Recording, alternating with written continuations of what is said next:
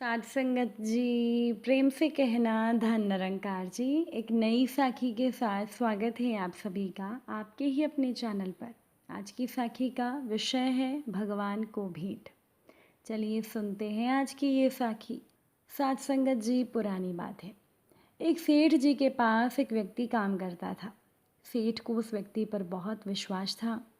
जो भी ज़रूरी काम हो सेठ हमेशा उसी व्यक्ति से कहता था। और वो व्यक्ति भगवान का बहुत बड़ा भगत था। वो सदा भगवान के चिंतन भजन कीर्तन स्मरण सत्संग आदि का लाभ लेता रहता था। एक दिन उस व्यक्ति ने सेठ जी से श्री जगन्नाथ धाम यात्रा करने के लिए कुछ दिनों की छुट्टी मांगी। तो सेठ ने उस व्यक्ति को छुट्टी देते हुए कहा, भाई मैं तो हूँ संसारी आदमी, हमेशा व्यापार के काम में व्यस्त रहता हूँ, जिसके कारण कभी तीर्थ गमन का लाभ नहीं ले पाता। तुम जा ही रहे हो तो ये लो 100 रुपये मेरी ओर से श्री जगन्नाथ प्रभु के चरणों में समर्पित कर देना। अब वो भगत सेठ जी से 100 रुपये लेकर श्री जगन्नाथ धाम यात्रा पर निकल गया। कई दिनों की पैदल यात्रा करने के बाद वो श्री जगन्नाथपुरी पहुंचा। मंदिर की ओर प्रस्थान करते समय उसने रास्ते में देखा कि बहुत सारे संत भगत जन वैष्णव जन हरि नाम संकीर्तन बड़ी मस्ती में कर रहे हैं। सभी की आंखों से अश्रुधारा बह रही है। जोर जोर से हरि बोल गूंज रहा है। संकीर्तन में बहुत आनंद आ रहा था। अब वो भगत भी वहीं रुक कर हरि नाम संकीर्तन का आनंद लेने लगा। फिर उसने देखा कि संकीर्तन करने वाले भगत जन इतनी देर से संकीर्तन करने के कारण उनके होठ सूख गए हैं। वो दिखने में भी कुछ भूखे ही प्रतीत हो रहे हैं। तो उस व्यक्ति ने सोचा कि क्यों ना मैं सेठ जी के 100 रुपयों से इन भक्तों को भोजन करा दूं। तो उसने उन सभी को उन 100 रुपयों में से भोजन की व्यवस्था कर दी। सबको भोजन कराने में उसके कुल 98 रुपये खर्च हो गए।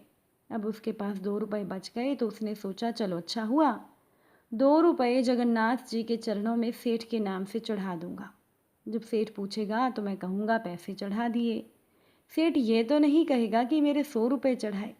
सेठ पूछेगा पैसे चढ़ा दिए तो मैं बोल दूंगा कि हाँ पैसे चढ़ा दिए।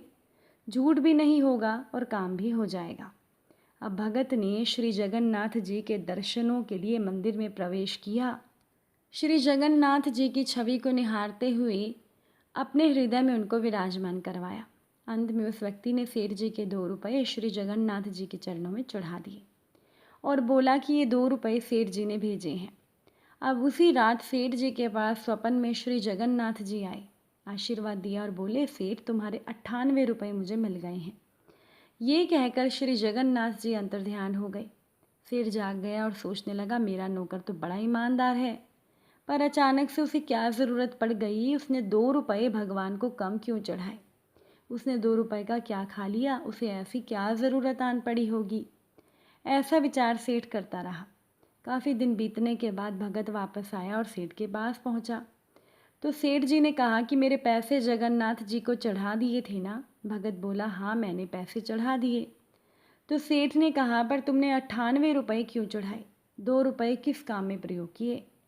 तब भगत ने सेठ जी को सारी बात बताई कि उसने 98 रुपयों से संतों को भोजन करा दिया था और ठाकुर जी को उसने केवल 2 रुपये चढ़ाए थे। सेठ सारी बात समझ गया और बड़ा खुश हुआ तथा वो भगत के चरणों में गिर गया और बोला, तू धन्य है, तेरी वजह से ही मुझे श्री जगन्नाथ जी के दर्शन यहाँ बैठे बैठे हो गए।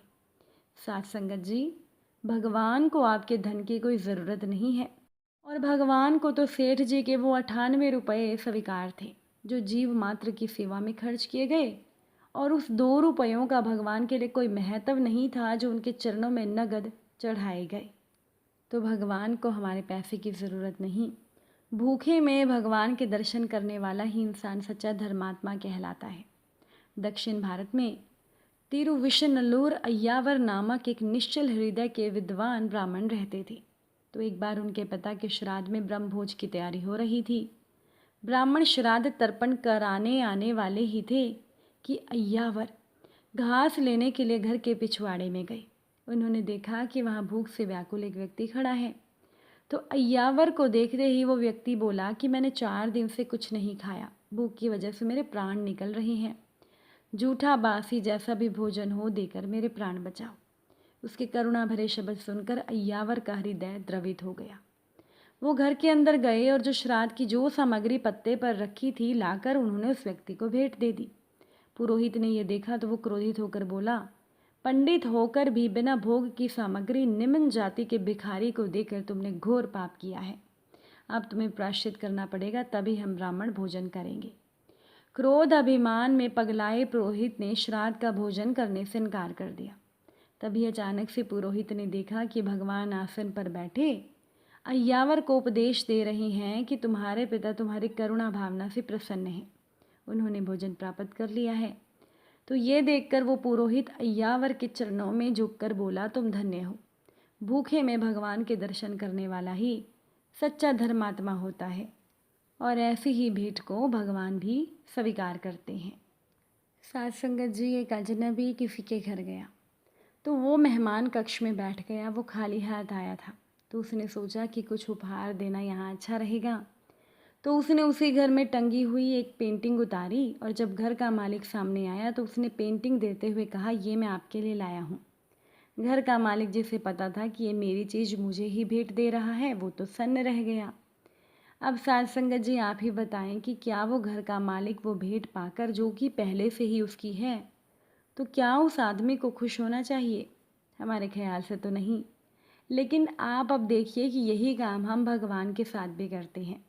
हम भगवान को फूल, फल और हर वो चीज़ जो भगवान के द्वारा ही बनाई गई है उन्हें भेंट करते हैं और सोचते हैं कि भगवान इससे खुश हो जाएंगे।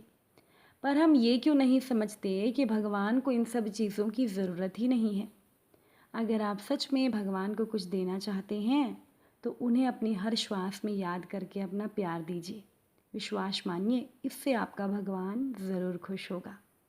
अंधे को मंदिर आया देखकर लोग हंसकर बोले कि मंदिर में दर्शन के लिए आए तो हो, लेकिन क्या भगवान को तुम देख पाओगे? अंधे ने मुस्कुराकर कहा, क्या फ़र्क पड़ता है, मेरा भगवान तो मुझे देख लेगा ना। इसीलिए इंसान की दृष्टि नहीं, उसका दृष्टिकोण सही होना चाहिए। प्रेम से भरी हुई आँखें, श्रद्धा से झुका हुआ सर, सहयोग करते हुए हाथ, सतमार्ग पर चलते हुए पाँव और सत्य से जुड़ी हुई जीभ, ये भगवान को बहुत ज़्यादा पसंद है। एक व्यक्ति भगवान से बोला, अजब हैरान हूँ मैं भगवान, तुझे कैसे रिझाऊँ मैं, कोई वस्तु नहीं ऐसी जिसे तुझ पर चढ़ाऊँ मैं। तो भगवान ने जवाब दिया, संसार की हर एक वस्तु तुझे मैंने दी है। तेरे पास अपनी चीज़ है, तेरा सिर्फ अहंकार जो मैंने नहीं दिया, उसी को तुम मुझे अर्पण कर दे, तेरा जीवन सफल हो जाएगा।